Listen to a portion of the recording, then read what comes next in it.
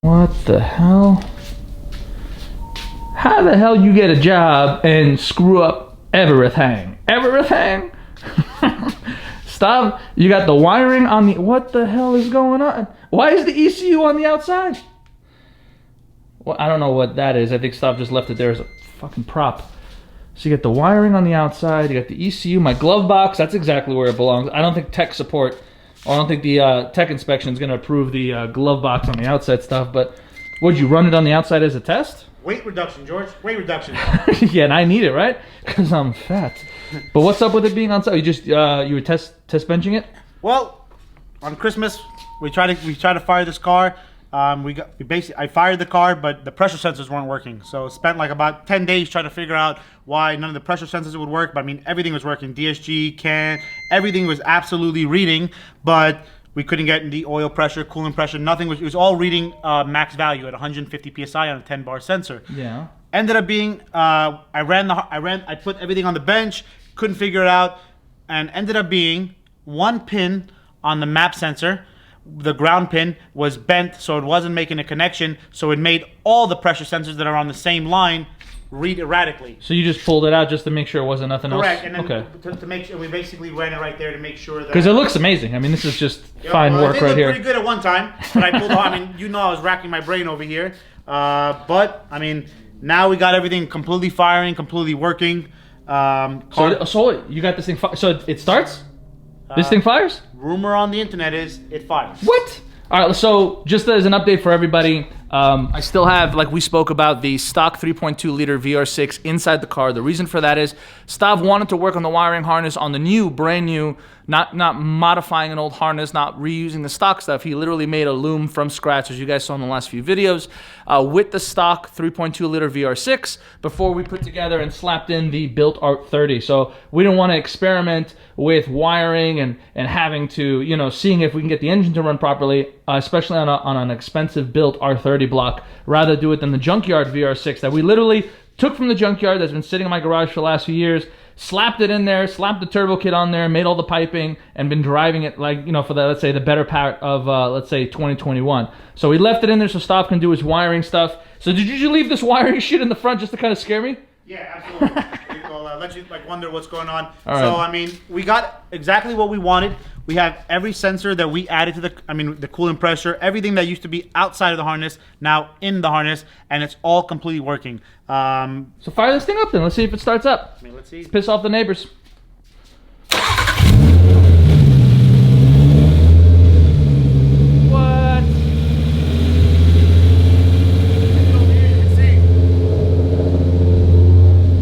Obviously, we have no coolant in the motor, so it's reading 0. Fuel pressure is 35. Oil pressure is 70. I mean, it's running a little rich right now because I have my foot on the pedal a little, you know, whatever. It's not really fully tuned and it's cold, but everything's reading. There's no errors in the ECU. I mean, everything that we wanted to communicate is communicating. So it's running like it was before on the modded harness, pretty much. So it's exactly the same thing. Your custom loom that's on the outside of the car now that's going to be inside the glove box is essentially reading just as good as it was before with the plug-and-play stuff that we modified to make work. Correct. The completely new loom is working. I mean, Jesus, Stav, you hear that growl? All right.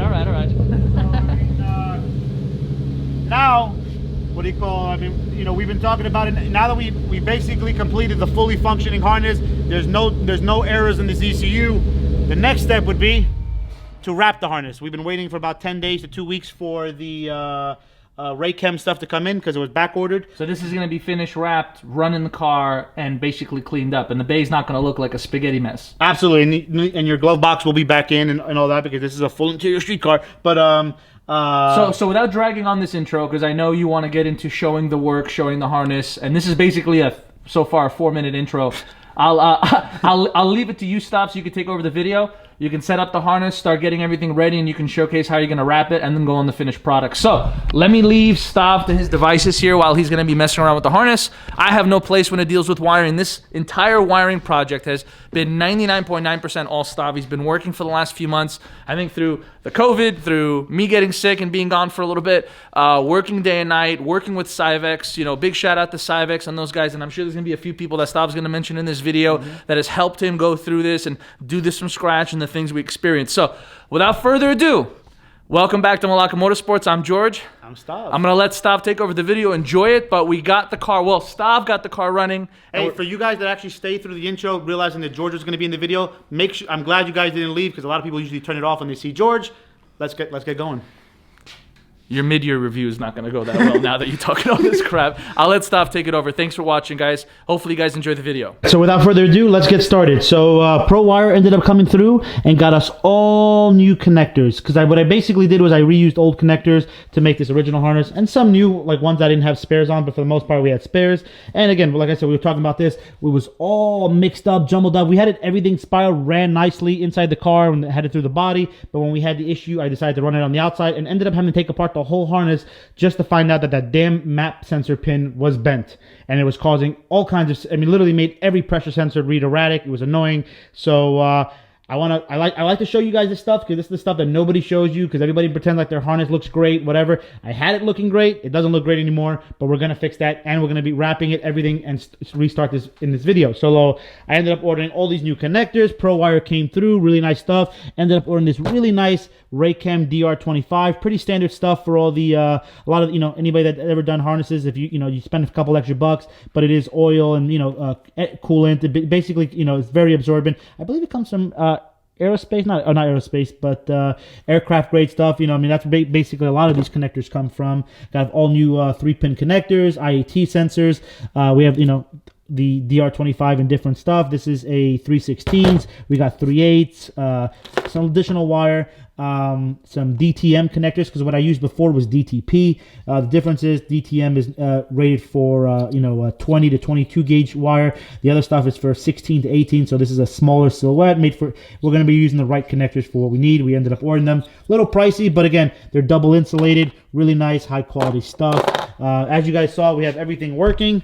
But what George doesn't know, and he's gonna find out when he edits this video or when he walks in the garage again, I'm not actually gonna use the harness that I made. I made that harness originally to prove a point that we could do it. As you guys saw, we showed you the screen. It was 100% working. In this video, we're gonna remake the harness again, complete from start to scratch. I mean, from start to finish, and show you that it works at the end, obviously, because we know it's gonna work. But instead, what I'm gonna do is, and I'll show you guys right here, I'm going to eliminate the 105-pin connector just in general. I'm going to go everything straight to the Cyvex unit. We're still going to have the adapter box for the body harness. I don't plan on doing anything. I don't plan on rewiring the entire interior of the car. So we're going to because that's actually what in the harness gives the power and the canvas wiring running through it. So we're going to have everything working. We're going to still have this connector. We're still going to have the S7, but for all the inputs, outputs, I want to go straight to the Cyvex. And my reasoning for that is, we plan on going really fast with this car. I don't want an adapter box potentially causing us an issue. And in the past, it actually has caused us an issue one time when I had something wired wrong. It ended up, we had injector 1, coil pack 1 and coil pack 2 not firing. So, I ended up bypassing that and going straight into the harness, which, it's just another failure point for us. And again, that failure was not due to the Cyvex. That failure was due to me being a dummy and not knowing what I was doing.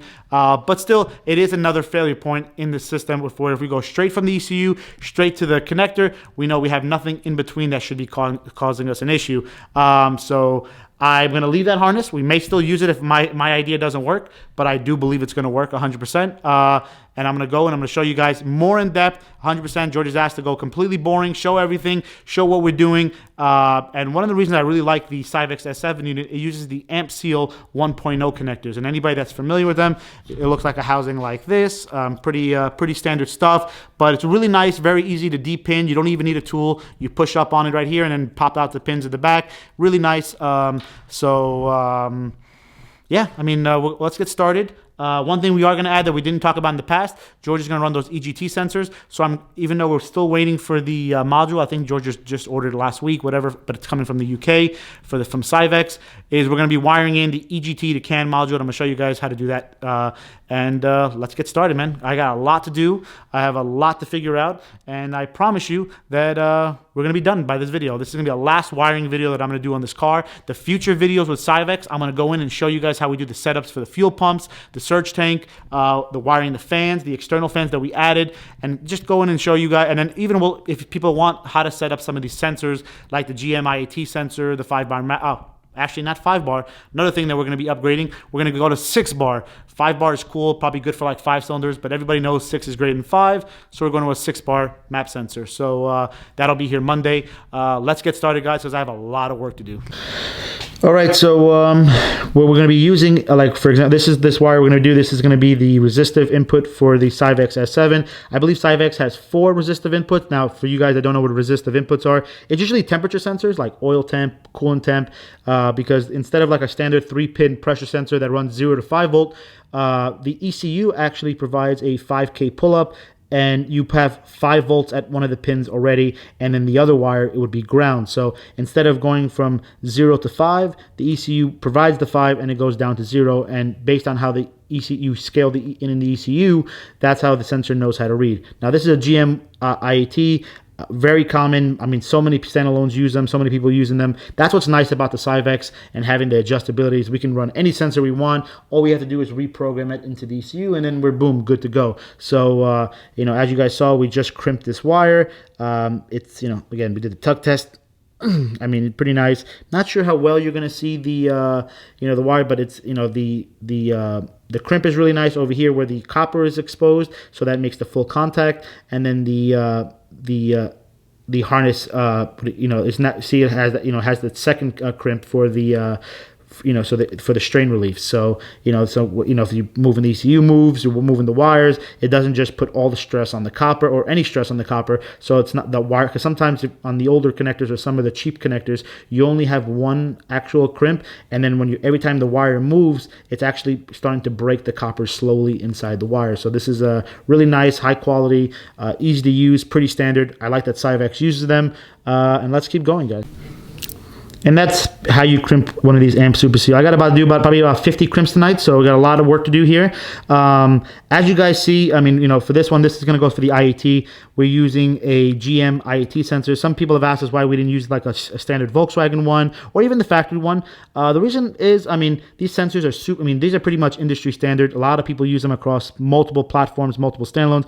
They're $15 to $20 depending on where you buy them. They're, you know, made by GM, so they're not just like a knockoff sensor by any means, and they're very super accurate. And the thing is, if we ever had one fail, I mean, every time we ever need like Volkswagen or Audi specific things, or we got to go to the dealer, we got to, even if you order from like online or like ECS or whatever, I mean, you know, we end up waiting a week for parts. Something like this, we can go to O'Reilly's. They tend to have them in stock because, you know, these go to like so many different GM platform cars.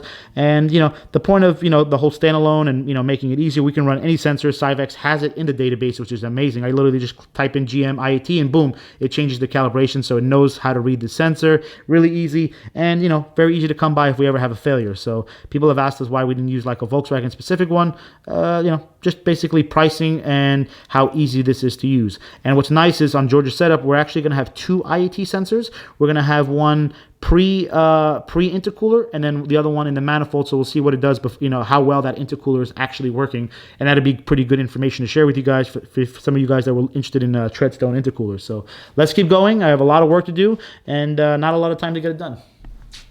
This cluster of wiring, as you see, this bad braid that you see here, it's all, we're still a work in progress here. As you see, it's unterminated there. I made it extremely long because we will cut them down. Better to have extra than not enough. We don't want to have to crimp or solder any connections on. But this is going to come straight from the amp seal connector. But like we were talking about before, the concept is to eliminate the 105 pin connector and go straight from the Cyvex. Of course, there are things that come from, like, say, the CAN bus, the power from the relays, the grounds, that do still come from the adapter box. The adapter box will still be connected, but for the body harness, not the actual engine harness that comes onto this side. You know, the whole idea is just to eliminate a potential issue.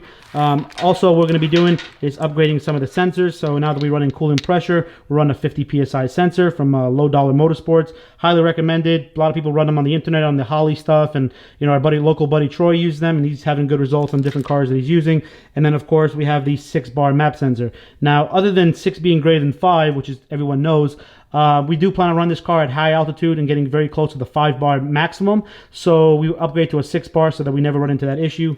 Another thing we're going to be adding, which you didn't have before, we have the GM Iat sensor that we spoke about in the manifold, but we will be putting one prior to it, like the inlet of the intercooler. George will be welding on a bung, and we're going to be basically using this for data to make sure that the intercooler is working and working properly, so we can see the temperature difference of when it enters versus when it exits. I mean, you know, everyone always talks about data. Everyone talks about this intercooler works, doesn't. We're going to see for ourselves with our Treadstone 12, you know, our 1300 horsepower intercooler, you know, if it works and works at what level does it become inefficient, or if we ever do find it. I mean, just extra data since we have extra inputs, and this is only a $20 sensor. So let's keep going, guys. You know, I have a lot of work to do.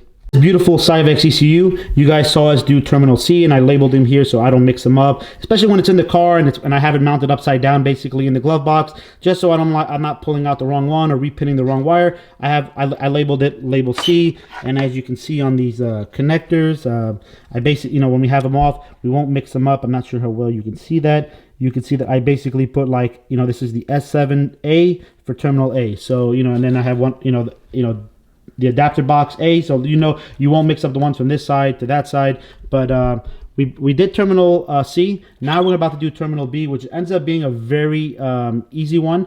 It's not many things go to this in general. Like, for example, that pertains to us. This is the factory pinout that's on the Civex website for the 8V RS3. We're not using the O2 Lambda 2. We only have one NTK sensor on this ECU. Even though we have the option to put a second, we're only running one. So that's completely, all these pins are eliminated. We no longer need them.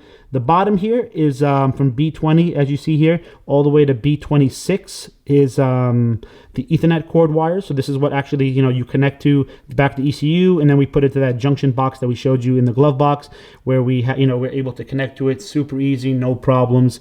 You know, so we're going to leave that as is. These get disconnected. The NTK sensor, we're no longer using an LSU 4.9. We're using a fast reading NTK because as recommended by Ryan at Civex, and it ends up being a good recommendation because it does have the ability to read faster and read richer. So I think it goes down to like a 6.0 scale on AFR, which is, you know, I mean, I think it's like, I don't know what it is in Lambda, so I'm imagining like down as low as like a 0.5 Lambda, if I'm not mistaken. The other thing that we're going to do, so for our harness here that's going to go into the main harness, is knock 1 and knock 2. So a lot of people say don't run knock sensors.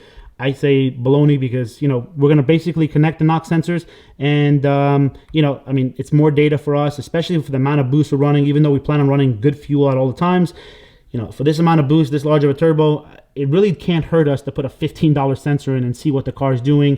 And, you know, maybe it could potentially save a motor. It could, you know, see us if we, you know, we start having knock, you know, and this ECU is very advanced and has a lot of ability to keep the motor alive by having these knock sensors. A lot of the people that tell you do not use knock sensors because, like, the old ECUs do not have a way of filtering it. So, like, at idle, it would pretend like it would think that the car was knocking, and people didn't know there was no way to actually adjust the sensitivity on some of the earlier ECUs, like the cheaper ECUs. But since Civex is an advanced ECU made for like factory cars, knock sensors work, and we plan on using them.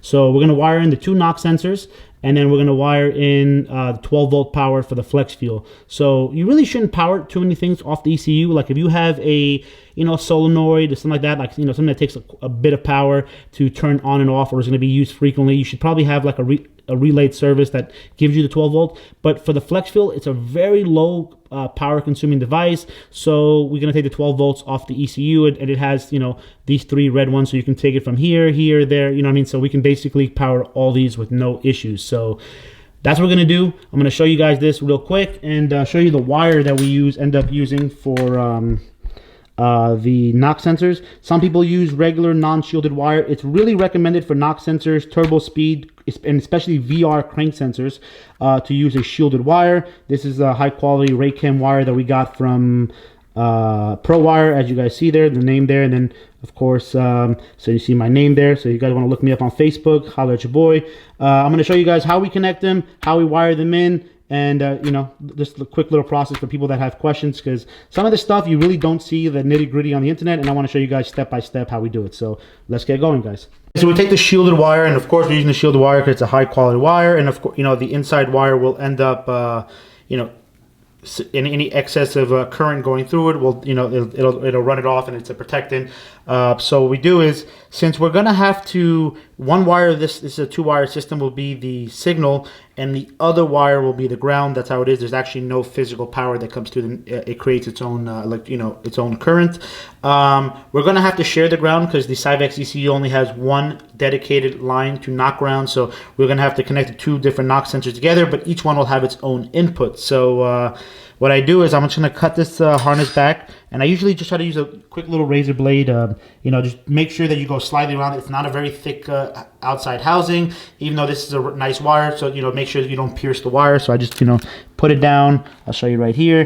People are gonna cringe that I have it against my laptop, but I don't care. I actually hate this laptop, but yeah. So just go around it slightly, and then you'll see it pull apart completely around it, and then you just pull it completely off. I mean, of course, it's supposed to come off a lot easier than that, which it didn't do that time. So it takes a little bit of struggling to get it off, but you pull the outside housing. See, I'm getting it slowly off, and then you on the shielded wire, that's exactly what it is. It's shielded with actual metal, and that's a protectant. Same thing for the knock sensor. There's actually a really good video on something like this that shows you the difference when they wired a crank sensor that didn't have the shielded wire on a VR, and then ones that did. And the guy put a magnet on the outside of the wire while the car was running on the wire, like put a magnet past the wire on the non-shielded wire, and the car just started to misfire. And I guess that represents like being in your engine bay, your subframe, anything magnetic, or potentially could cause a little bit of interruption. This signal is on the crank sensor is so specific, because again, some people rev their motor to 9,000 RPMs. It has to pick up 60-2 reference signal.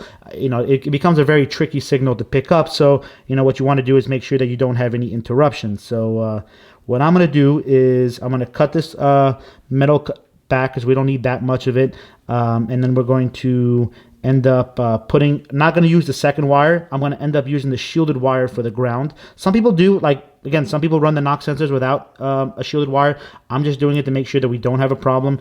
Spending the extra $2 on this wire, or $2 to $3 depending on how you run it, it just makes sense. Some people have issues, some people don't, but we're erring on the side of, oof, you guys saw me almost drop the ECU. No, Cyvex, you've done so well for me. Yeah, so we're just going to cut it back, and again, just use a little razor blade, and just make sure you don't nick the wires. Go around slowly, and just cut the metal sheathing back, because you don't need all this. And then very easy, very very not a hard thing to do, but it is very easy to mess up, so take your time. I mean, I did mess up a wire, and it ended up being I had to run a whole new wire because I ended up messing it up on the actual connector side. So when you wire this, make sure you do it right. The way I like to do it too, one of these wires is a straight like white wire, like non-colored, non-striped, and then the other one is a striped wire. So what I like to do is, I like to use the striped wire that's like blue or white or green and white, depending on it is. And then, when you get to the other side on the harness, you already know that the white wire is no longer being used. And then the white and blue is your signal. So when you wire up that connector, don't use the white one. Use the striped. It makes it much easier. I keep this pretty uniform for everything I do. Like on the crank sensor, on the 3-wire, the blue and white is the crank. The green, the solid wire, the completely solid wire inside is the ground. Just try to keep everything easy, so that when I'm on the actual connector side in the engine bay, it's much easier, and I don't pin the wrong wire and cut the wrong wire back. So very easy to make mistakes, especially when you're wiring so many different wires. And with these new cars, one is a 3-pin, one needs 12 volts, one needs 5 volts. You just want to make sure that you do it correctly. Take your time, and even though I feel like I'm on a time crunch, because we want to make sure that everything gets done correctly.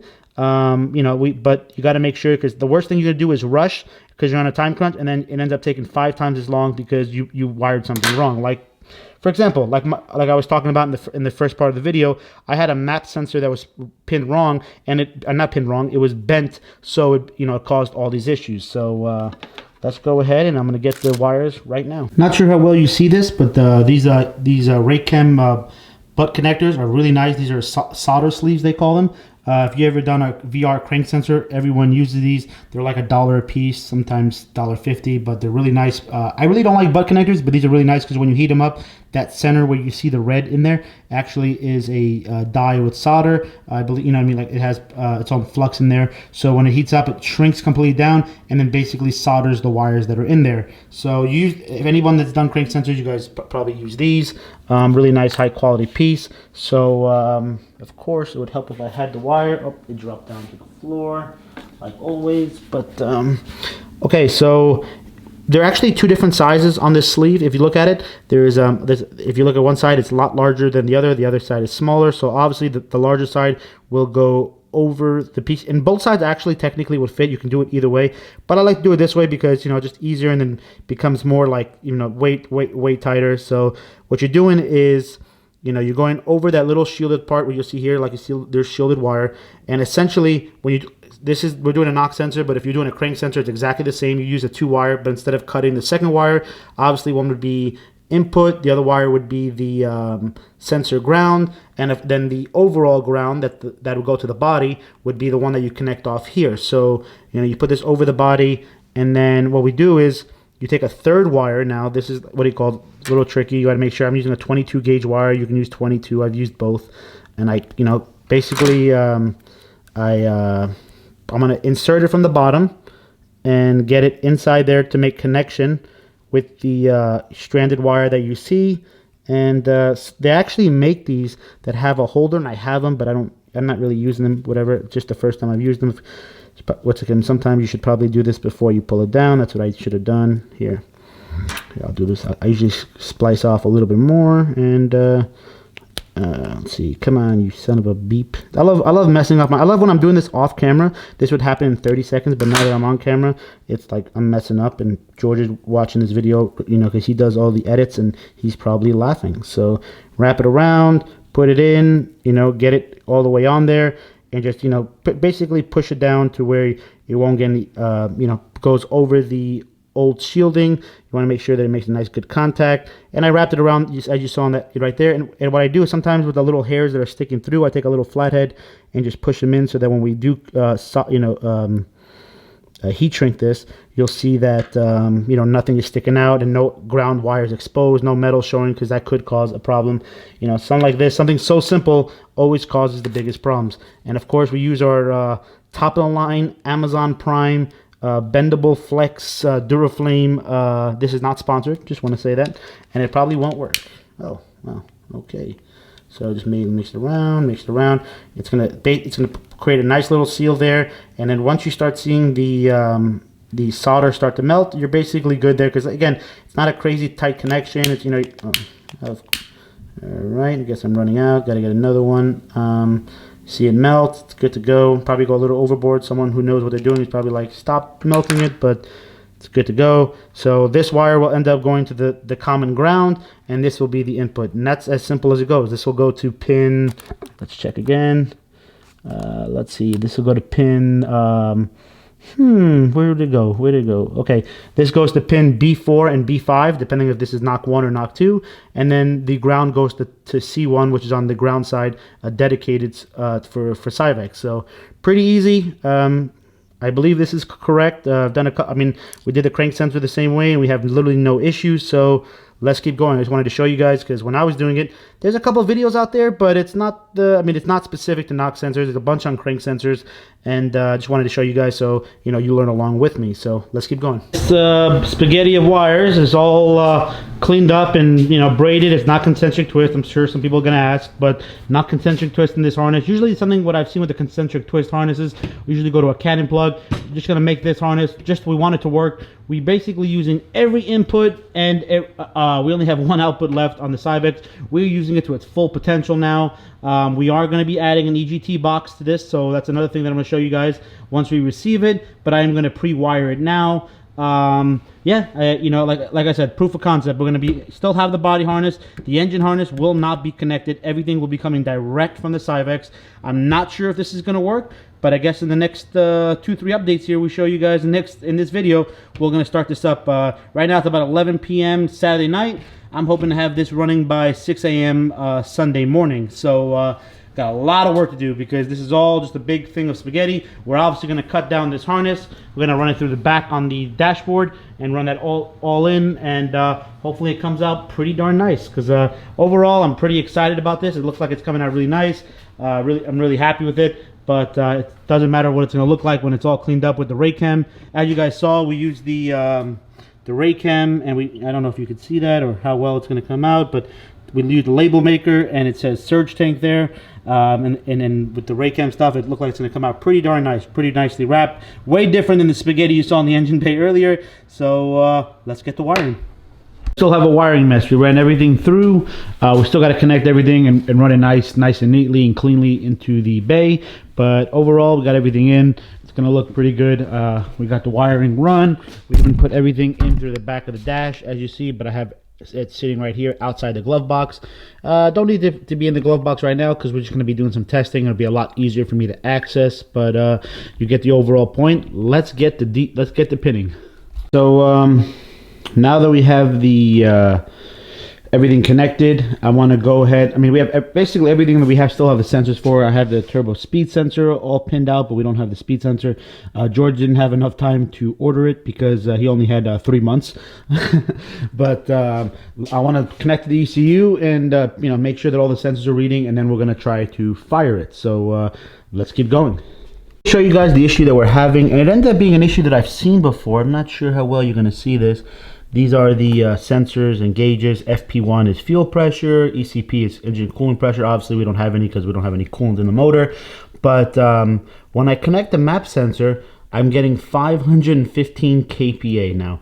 I know one day we will be seeing 515 kPa in this car, but with it not running, that sensor is reading wrong. And if you look at when you look at the raw values, it's maxing out at 5 volts. So when I originally saw this problem on the original harness that I made and we fixed it, we had a bad pin on the map on one of the sensors, which was the ground, and was causing all the sensors to read erratically. I think because I'm only seeing it now on the map sensor, we may just have it pinned backwards because the values look a little bit off. Like, we shouldn't be seeing negative, but this is all could be adjusted. But let's go ahead and check the pin out. And when I'm looking at it, I do have the map sensor pinned backwards. The 5 volt, which is the blue wire, is actually where the ground should be. So it's actually back feeding all the power through the signal wire. Let me go ahead and check that, and I'm also going to check all the other connectors to make sure that those are correct. But see, something like this, I mean, luckily I've seen this before, but something like this so small ended up taking me a week to find, just having a bad pin on the map sensor. Now I know this is not going to be a bad pin because this is a brand new 6-bar map sensor. We're not using the 5-bar anymore because 6 is greater than 5. But I'm going to go ahead and double check all my pin outs and make sure that they're 100% correct. But I ended up going ahead and, I don't know how well you're going to see that, and calibrating the ACT pre-intake manifold, and then pre-intercooler and then post-intercooler, so that when we go to tuning, we can actually find exactly what the difference is, if that intercooler is working effectively and everything like that. So just gonna go ahead and pin that out and then start calibrating the sensors. So let's keep going, guys. All right, guys. So we ended up finding out the issue. The issue was Stav. Like I was showing you guys, I had that issue where the pressure switches were basically showing max pressure, meaning that they were maxing out the power to it. I ended up having the power and the ground on every single pressure switch reversed. I was reading the pressure switch like this and then reading the pin backwards, so I reversed them. I know, guys, take this date in history. Stav made his first mistake. No, it ended up being a very similar issue to what I had the first time with the original harness that we made for the car. But now it's time to try to see if this thing will start. I actually tried cranking it a second ago and realized I didn't have the crank sensor installed, so I quickly came out here and connected it. And then I'm like, oh, let me put this on camera so you guys can see if I failed again. So I hope this thing starts. If it doesn't, it's George's fault. If it does, I'm a genius. Let's see, because now that I eliminated the adapter box in this harness that we just made, the complete third new harness now that we made, let's see if it works. So let's try it. Let's try it. Let's go. Start, baby.